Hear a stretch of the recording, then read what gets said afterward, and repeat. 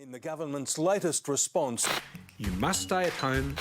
Master of the house, doling out the charm. It's very important that everyone know that you are not alone.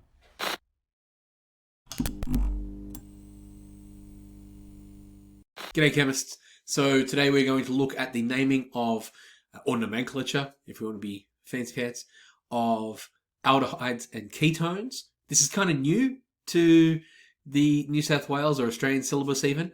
So let's dive into it and have some fun. Okay. So our learning goal, by the end of this, you want to be able to identify and name both aldehydes and ketones.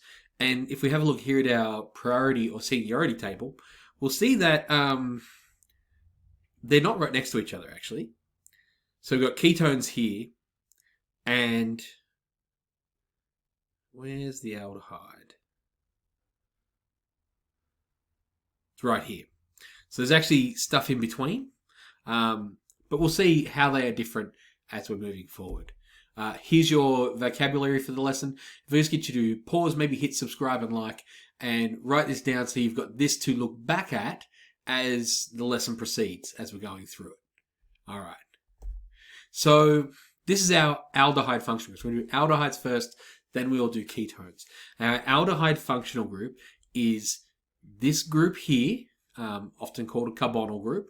The O coming off the double bonded to a carbon, so carbonyl. And you'll notice that this is on a terminal carbon, and that's actually important. So it goes carbonyl, O, so carbonyl, H, R chain. A general formula is CnH2n plus 1. So it's a carbonyl on a terminal group. Okay, so here we have examples of. So the first thing we want to do is we identify the highest order functional group. In this case, it is the R with the C of the double bonded oxygen off it. And this is what it looks like in a, it's pretty good, isn't it? In a skeletal formula. I really like skeletal formulas. They make me happy. You've seen this before, I'm sure. It gives us the suffix, which is al, Al, and it's called a carbonyl group. We find the longest parent chain that belongs to and includes all the possible multiple bonds. Remember though, the carbon, this terminal carbon is the most important one, so it needs to be attached to that. And then we go on the longest chain of whatever the highest order multiple double bonds it's got. So that gives us the prefix, the number of that. So if it's, if it was this one here and it was just 2 there, it would be ethen or eth. If it was just 1, it'd be meth, 3 prop, and so forth.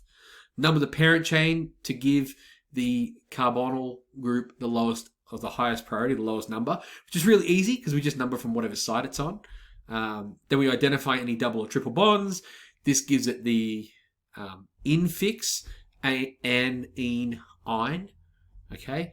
Then we identify any prefixes, like if it's got, say, 2 carbonyl groups on either end, that sort of stuff. Di, tri, so forth. So we add those there. So then we put the numbers in based on the numbering of the chain. But remember, the numbering of the chain is always done so that the al, the carbonyl group, has the number 1, the lowest possible. So remember, we separate numbers with commas, letters, and numbers with hyphens. So here are our examples. We've got a bunch to work through here. So here we find that we've got an al group, right? The carbonyl. So al, it's only 1, so it's methanal. This is also what formaldehyde's called.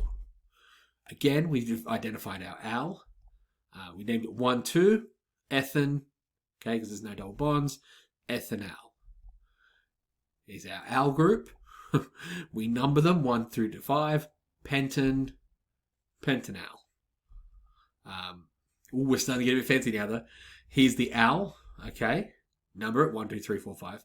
Pentan, chloro on the second thing, so it becomes 2-chloropentanal. Now, see, we don't need to number the pentanal; it's not necessary. Sorry, the al part, because it's always in that spot. Again, there's the al, butanal, pretty straightforward. Then we've got our al. We've got a butane because it's 4 and it's all single bonded, but a methyl group, so butanal. So 3-methyl butanal. Fun times. Dials, 2 als. We don't need to number them though, because can only be aldehydes can only have them on the end. So it becomes 1, 2, 3, 4, 5 pentan dial. Good times for this one though. Al, done. We've got our carbonyl group on the terminal carbon. We number it, so it's 5. So it's pent, al, but we've got an infix change. Okay, so that's a double bond. So that's an pent-N-al. So it's pent-3-N al. Then we have a methyl group. This is a fun one. So it becomes 3-methyl pent-3-ene. Go ene. Al. 3-methyl pent-3-ene. Oh, it's good. All right. So let's look at ketones.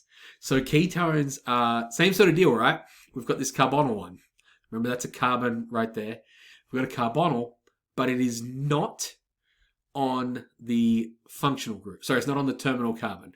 So our functional group is a carbonyl, not on a terminal carbon. So it has an R group either side of it. Again, that can make like one long chain. But it also means something. It means we cannot have a ketone that is only 1 carbon long, or 2 carbons for that matter.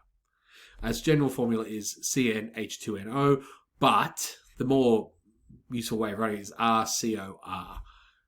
Okay, so ketones.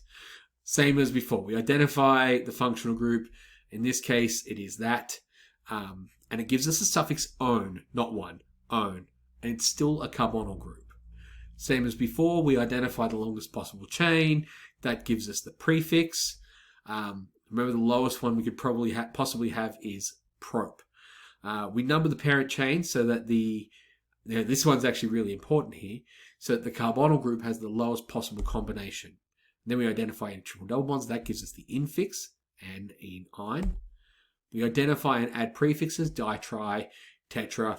You're more likely to have di and tri and tetras, etc., with really large molecules for ketones. They're all identified. We then place the positional numbers prior to each component, as before. Letters separated by hyphens, numbers separated by letters and numbers separated by hyphens, numbers separated by commas. And we have our examples. And apparently I didn't animate these ones. They're all good to go. So let's have a quick breakdown. This is our smallest one, propan-2-one. You probably technically don't even have to number this one because propanone can only be 2-one, but do it. It's just good practice. Butan-2-one. Again, can only ever be butan-2-one, because if we flip this, it becomes 1. So, no matter how we number it, because this has to be the lowest possible, it's always going to be butan-2-one, just like propanone is. After that, it becomes really drastic. So we've got 4 butan. There's the one. Here we have an one. It's 5, so it's pentan. We number it so that the one is the carbonyl group is the lowest, but then we've got this methyl group, so it becomes 3-methyl pentan-2-one. Then we've got a dione. Diones again, fun. We like them. So we've got 2 there. They're diones. We number it so it's the lowest possible. 1, 2, 3, 4, 5. Pentan-2,4 dione. And then down the bottom, the last one. We number it. It becomes 1, 2, 3. Oh, sorry. We find the diones or the ones. There's 2 of them, so it's diones. Then we number 1, 2, 3, 4, 5, 6. Hexane. Lowest possible, so we number it from the left-hand side. Hexane-2,3 dione. Hope that made a lot of sense. If you have any questions, put them in the comments below. We'll get back to them as quick as we can. Don't forget to hit subscribe so you can keep up with everything we're doing. And yeah, we'll see you next time. Enjoy the chemistry. Catch you later. Bye.